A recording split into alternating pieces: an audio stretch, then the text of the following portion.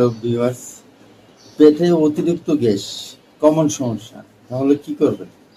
আপনাকে পেটে অতিরিক্ত গ্যাস হলে, যেটা একেবারে পেট ফেঁপে যায়, মনে হয় পেট ফুলা ফুলা, হ্যাঁ, খাওয়ার রুচি হচ্ছে না, খুব গ্যাস বের হচ্ছে, এইরকম ক্ষেত্রে আপনি একটি কাজ করতে পারেন।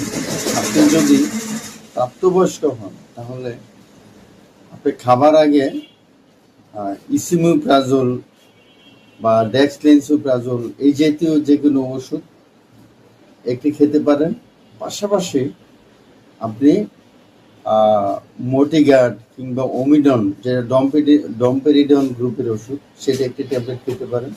এবং খাবার 10 বা 15 মিনিট পরে 2 চামচ বা 3 চামচ গেভিসল বা এসিনটাম্যাক্স এই জাতীয় গ্যাস্ট্রিকের সিরাপ খেতে পারেন।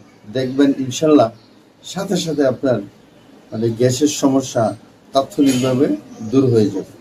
তবে যদি চিকিৎসা দীর্ঘমেয়াদী করতে চান তাহলে অবশ্যই ডাক্তারের পরামর্শ নিতে হবে।